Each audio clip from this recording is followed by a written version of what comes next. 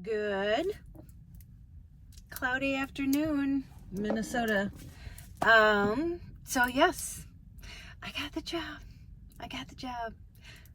Like, right, exactly like 24 hours later. So my interview was yesterday morning at 10, and she called me this morning, the lady I interviewed with, and said, yep, we want to offer you the job. And it's for specific, there were 3 job openings, and I'm so happy I got this one. I actually hadn't applied for it, so I have to, when I go home, I have to go apply for it, and then she'll send me all the details, because I was at Walgreens working all day. But yeah, she goes, so after you do that, I can send you everything and when you start and what's going on, and yay. I never would have thought that that would be my next chapter, and maybe my final one as far as like working goes. But yeah, couldn't ask for a better turnout there. So yeah, Jesse and Bailey and I are going tomorrow night to celebrate, and at dinner we went last week to celebrate because Bailey, so we all know now, all of us work in special education. They call it SPED. Learn all the lingo. But I'll still work at Walgreens, actually. I said I would work on the holidays because, yeah, our family, well, I don't really have any family. We don't get together. So,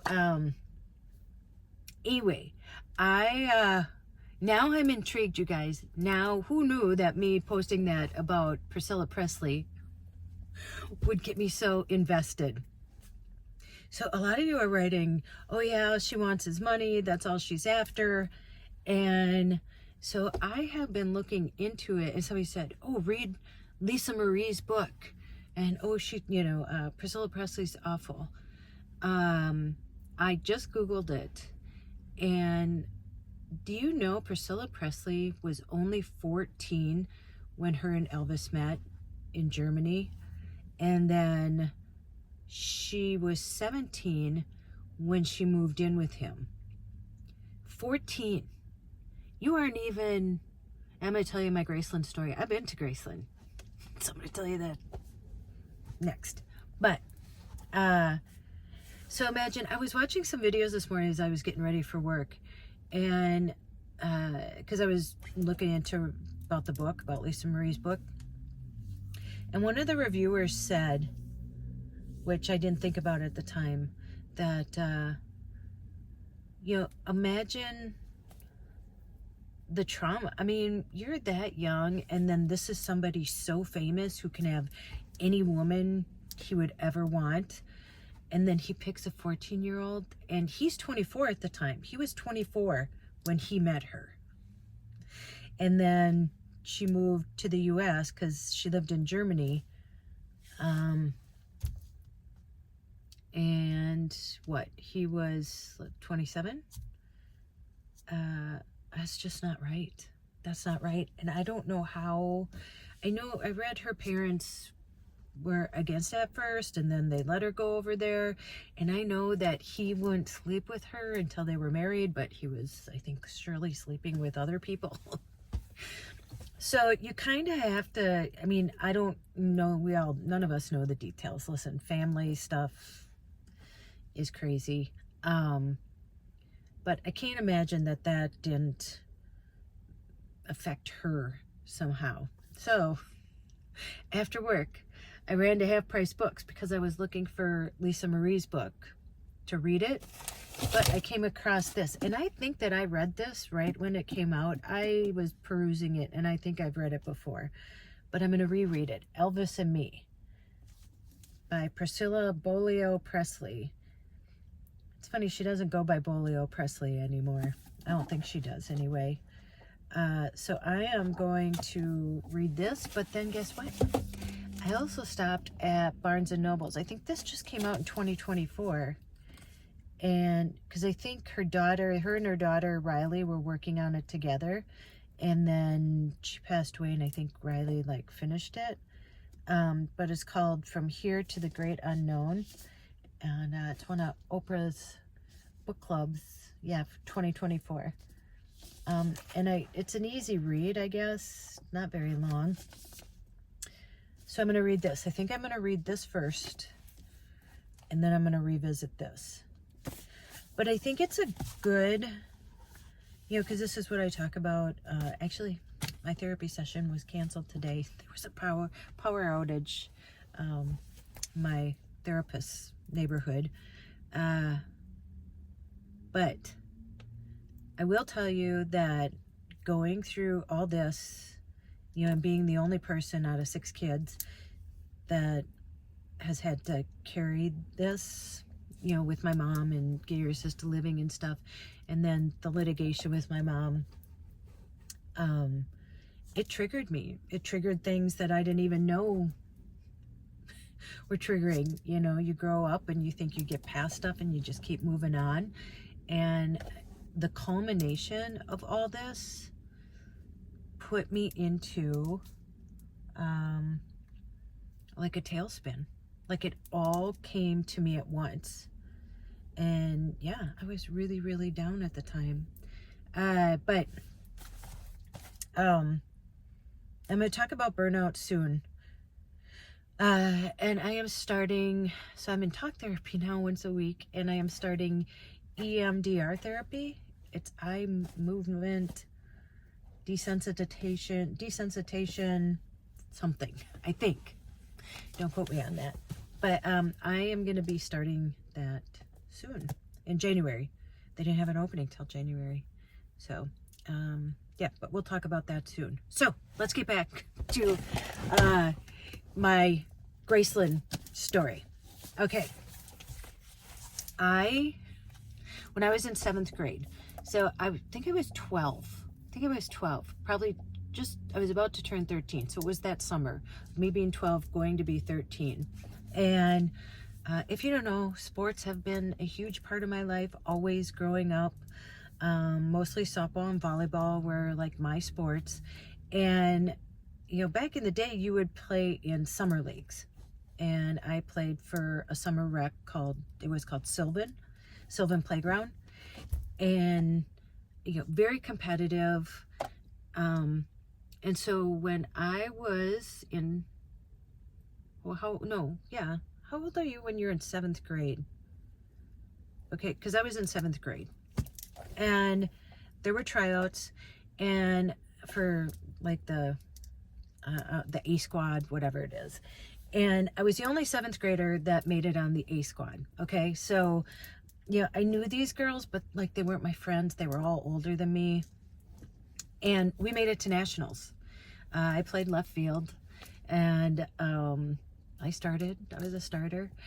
And so we made it to nationals, which was in Mississippi, right by Graceland. And so while we were there, we went to visit Graceland. We got to go tour Graceland. And I honestly believe, so I'm 59 now. So, that was how many years ago? I think at the time we got to go inside. I think we had to stay on the main level, but we got to go inside. And then we saw Elvis's grave. Yeah, so that was fun. What's funny is it rained so hard while we were there. We were in a hotel, and the parking lot was kind of slanted, and it was literally like a swimming pool. You could walk, and the water was like up to your waist. But so this might be too TMI, but I just think it's kind of funny because this is what I think about, or this was a milestone to life for me when I was in Mississippi.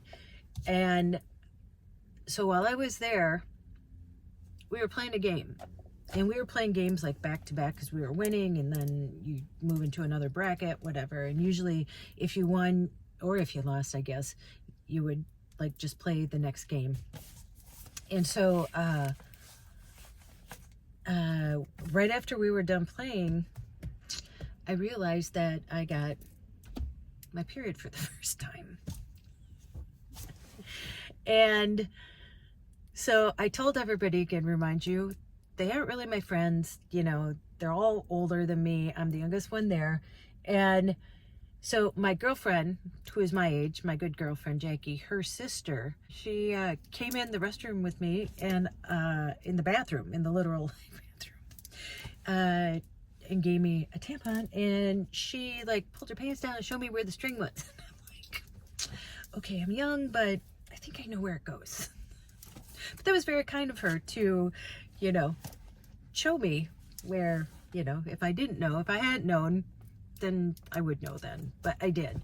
And what's even more cringy is that, okay, all was well, you know, okay, that's how that started. That's my story for that. And then I get home and I tell my mom, I tell Joy, I'm like, yeah, well, I was there, you know, I had my period, and you know, in 7th grade. It's also embarrassing. And so I remember going to bed that night, and I wake up the next morning. Mom comes in, and she's like, oh, Tracey, and she gives me the, you know, oh, you're a woman now.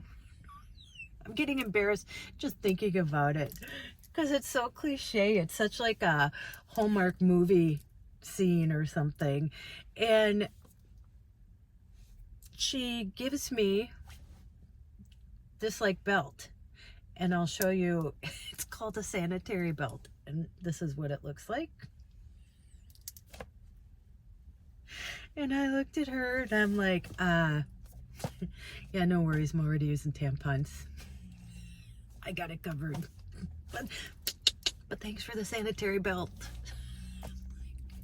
Let's see, 65, 75. So it was like 1977, 78, somewhere around there. I think they had the sticky stuff, because I don't even remember when she showed me that. I'm like, what is that thing? And they used to have the pad, and then they have like these wings on either side of it, and then you'd strap them into this belt so that it stayed there. So I didn't say it was a good story. I just said it was a story. But so whenever I think of Elvis or think of Graceland, you know, I've been there, Mississippi, that's the stories that I remember from being there. And yeah, so y'all got me intrigued now. So this is where we're going with this. Yeah, so I'm gonna start reading this first, and then I'm gonna read, and I'm sure reread, because like I said, I think I already read this.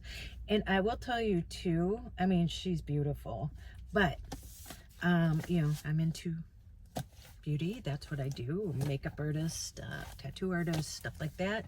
And I know I read, and I'm gonna look more into it, but you know, she's had a lot of plastic surgery. No shame against that, do you?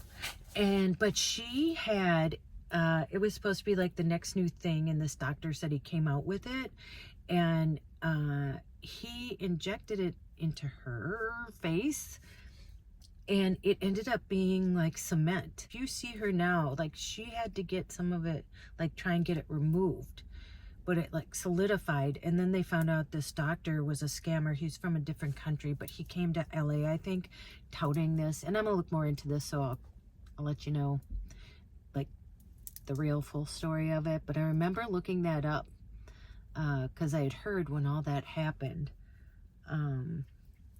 that happened to her. So I don't know if that happened to me. I don't think I'd be doing any more beauty treatments. But yeah. All right. Well, okay. Got a lot of reading to do, which is good. I love to read true stories. I'm not much of a romance novel person or anything. I like to read true life stuff. Okay. Well, I'm gonna let you go here because I'm gonna go into the gym. I got work tomorrow, and then we're gonna go celebrate tomorrow night. And then this weekend I'm going to my storage to keep doing that. Somebody said to maybe auction off, like by email, my mom's paintings. And when I get there, I'll figure out what to do with those. But yeah, I know a lot of people want to buy them. My daughter wants some of them because they're hoping to buy a house at some point. But yeah, so we'll figure that out when I get, that's the last thing that I'm going to do at the storage, is figure out what to do with them. So anyway, let you go here. Sorry if it was a bad story. Anyway, too much. TMI. TMI, but it's true. That's my story.